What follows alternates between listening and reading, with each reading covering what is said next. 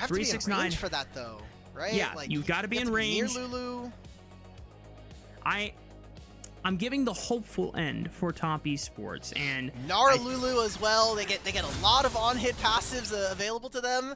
It's a tough look. Jarvan's going for 3 camps from red buff and immediately bot lane. This could be the look that Weibo need to instantly end this game. Flash Flay from Arha right on the Jotzi. The cleanse breaks the death sentence, but here comes Dead. Oh! EQ Flash right on target, and the Conqueror's fully stacked up. Fungyue will at least look for a Glitter Lance to slow him down. Nayo is skipping his camp just so he can arrive to the party and bail Fungyue out, but Jeje's got another flag and drag, and boy, oh boy, that's how you open up, because Jeje did invest his time into that gank bot side. And Nayo knows that he only had a red buff. He can try and challenge him not only on this top crab, but also on some of these camps. And 369 has the inside track, and here comes the punish. 369, can he find the Infernal Chains? It's the Darkened Blade flash into the Infernal Chains, and Jeje cannot escape. That's the punish you need to look for, knowing the information you got. And wait a minute, Top Esports bot lane gets the better of Arha and Elk. The flash forward from Chachi, they pay it back. And just because of the level 1 doesn't mean Top Esports don't know how to strike back. Might potentially coming up soon. Nayo's ahead in terms of overall camps and level pacing, but Jeje knows that there's no sums on this Chachi Yunara. There's the Gravitum into the EQ flag and drag. Arha does go down because he was tanking hella turret shots, and Jeje, that last turret shot was pretty scary. But the dive is successful, and Elk and Weibo. So it was lit, and then his bot lane sold it afterwards. Like, if he had just gotten the kill and then his bot lane don't die on the wave afterwards, it would have been fine, because you've now sacrificed your lead in the jungle to make sure your bottom lane gets ahead and continues to have an advantage. But now the lane is a minute and a half before that dragon. I want to see how Nayo's gonna be able to finish his item. Wait. They're getting some damage down on the Fungyue and Jotzi. He's getting baited in. He doesn't realize that Jeje is on the way. Jeje tries to fly away, uses the flash out of the Cataclysm. EQ doesn't quite land. Wow, gives him the health boost that he needs, and he's firing all cylinders, but it's just not enough damage in the tank, and Nayo arrives a little too late. He will at least get 1 redemption kill back. Oh! No way. No way. Oh my god, Nayo is so sad, and he sidesteps. The whip becomes lightning. Oh, presence of mind on the wind becomes lightning and sidestepping it. Oh my goodness, just masterclass from Jeje. Remember, Nayo did have a great punish on him on the topside camps, and Top Esports with the priority still are able to leverage that and get the second dragon of the game. But man, it just hurts that they're not able to get that kill on the Jeje. Oh no, they can't! Great use of the control ward right on top of the Dark Passage. He could not click. Situations. Nayo is here to pressure. Jeje is here to respond. No dragon to play for, but Nayo is definitely feeling the pressure to make sure that his bot lane is actually able to leverage the advantage that they have and not letting Jeje turn it around. Give me your turret plate, is what Top Esports are saying. You will be giving us that 36 gold for our team. No way. My! Oh! Wild Growth does save Nayo for now, and he blocks damage with the pressing guard. Jeje is forced to get out, but he locks him under the tower with the Cataclysm. It's a 1-for-1 trade. Xiaohu with the teleport, looking for the Chaos Storm right on top. Chachi will feel the wrath of the Arcane, but he's not getting pumped. What is Cream doing? He gets flayed under the tower, but he's able to dodge it out, and 369 is here to end their worlds. Needs 1 more Darkened Blade in the back seat, and Cream picks up a double for himself, and this is the lead. They get the flash from Elk, you get this mid-tier 1, you get the Herald, and you get the Dragon? That line of play from Weibo may have just costed them the game here, Rafa.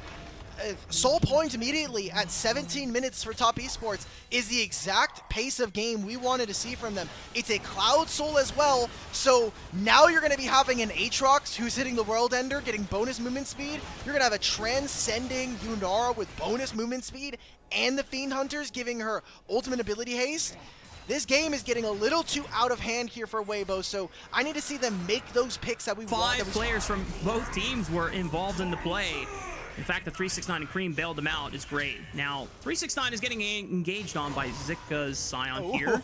There's no flash. He does sidestep the EQ flag and drag.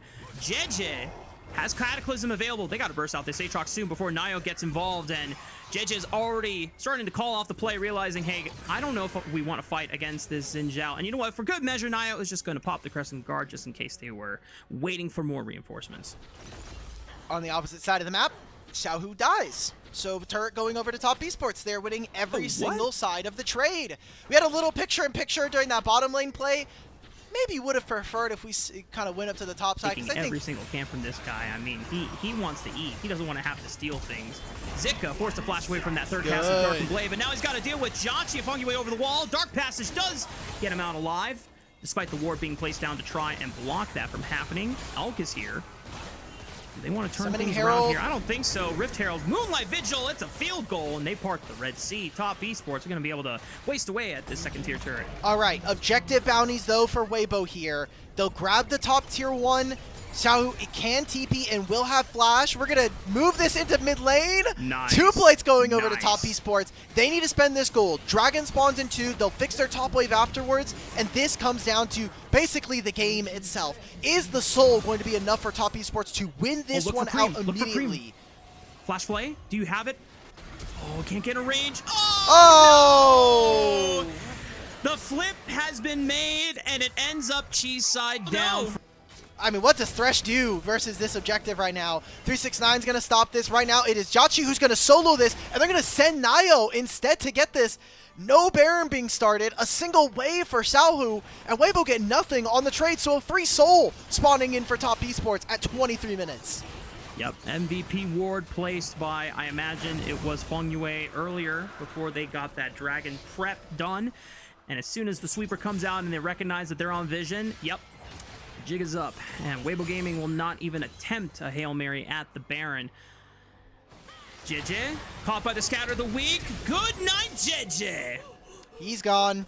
Not even an attempt for him to maybe steal Nayo. This is very greedy, but I get it, man. Your team is up 7,500 gold. You got Soul. I'm sure you're feeling a little bit saucy right about now. This is going to be Baron started up by top esports, or at least an invitation for Weibo to try to contest with no jungler up. Rafa, this is the top esports I got excited about, man. The one where we're playing very aggressive, but it only seems to happen when top esports are not losing their lanes at 8 minutes in the game. And at least Nayo was able to make really strong counter responses to what Jeje did on the map. And 369 is ready to lead the charge and not let any Weibo Gaming members escape. Dark and Blade connects on the Xiaohu. They already used the Dark Passage for 1. The Wild Growth connects for an extra knock-up onto him. The flash forward for the third cast of the Dark and Blade lands true. Elk gets polymorph. Jauchi on the left side flank, and top esports will lay waste to the entire Weibo Gaming roster. Zika and Jeje are the last 2 men in defense that they can try and muster up a Hail Mary, a miracle. But when you're down almost 10,000 gold, I don't think God is answering your prayers anytime soon. This series is so important to win because this matchup could dictate whether these teams at the end of the season are going to be playing in that Knights play-in stage, going into playoffs. It's a difference between starting in the top 4 and potentially having to play a best of 5. Jeje's eviscerated, completely deleted off of this map, and top esports are going to send us to game 3. We've got a series on our hands, y'all, so better get out your popcorn and other snacks and tune in for the long haul. Top esports might look to pad their KDA stats a bit, but they've got the Baron up minion wave pounding at the Nexus while they start pounding on Weibo Gaming's corpses. GG to top esports. Game 2 in the books. We're going to game 3. Wow, I am